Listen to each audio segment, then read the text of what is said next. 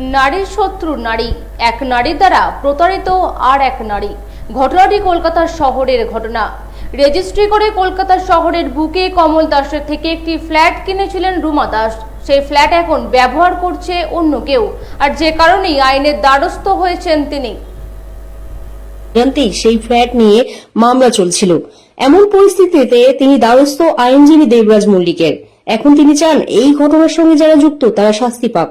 কিনেছিলাম, ইনার নাম আছে রুমা দাস আর উনি ওনার হাজবেন্ড কমল দাস। এই দুজন স্বামী স্ত্রী দুজন মিলে আমাকে 2018-তে একটা ফ্ল্যাট বিক্রি করেছিলেন। আমার রেজিস্ট্রি হয়ে গেছিল। তারপরে আমি ও ফ্ল্যাটে থাকতাম, প্রায় আমি 6 বছর থাকলাম।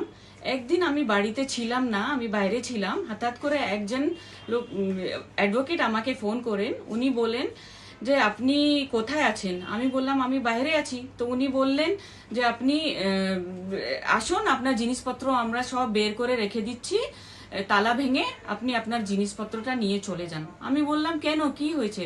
তো উনি বললেন না, আপনি যার দিকে বাড়ি কিনেছেন উনি 2017-তে আরো একজনকে এই বাড়িটা বিক্রি করে দিয়েছেন। ওই জন্য অতদিন উনার সঙ্গে কমল দাসের সঙ্গে উনার কেস চলছিল। তারপরে উনি বললেন যে উনি এবার কেস জিতে গেছেন, কোর্টে অর্ডার দিয়ে দিয়েছে, কনজিউমার কোর্টে, আপনি এই বাড়িটা খালি করতে হবে, উনার পজিশনে আসবে এই বাড়িটা। তারপরে আমি রিকোয়েস্ট করলাম যে আমি যাচ্ছি, একটু দাঁড়ান।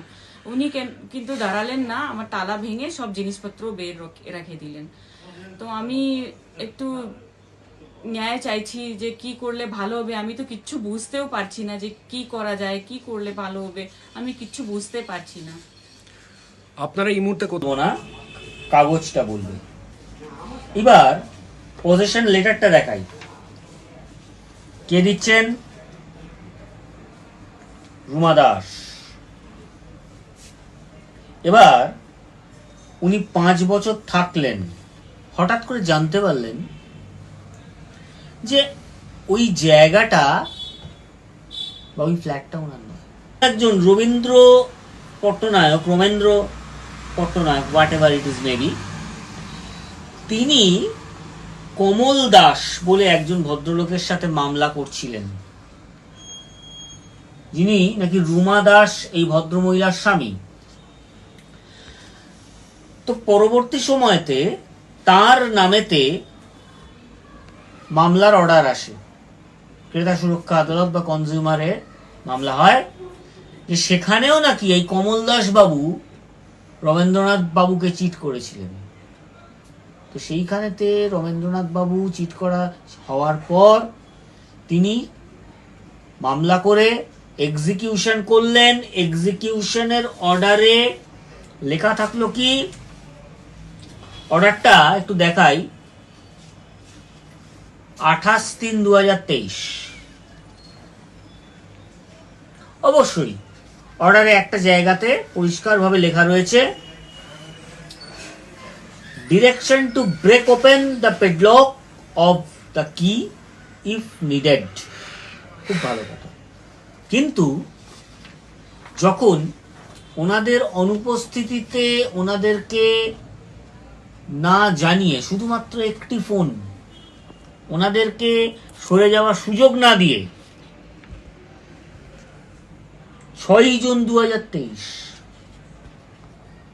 সকালবেলা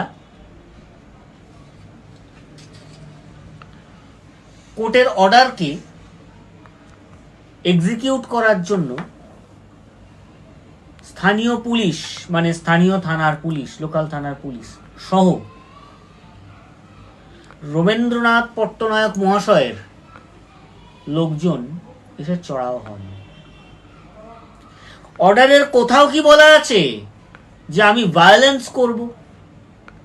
আমার মক্কেলের একটা একটা করে জুড়ে থাকা পয়সা মাধ্যমে তিনি ফ্ল্যাটটা তৈরি করেছেন, কিনেছেন, ইন্টেরিয়ার করেছেন, যার দলিল দেখালাম। এসি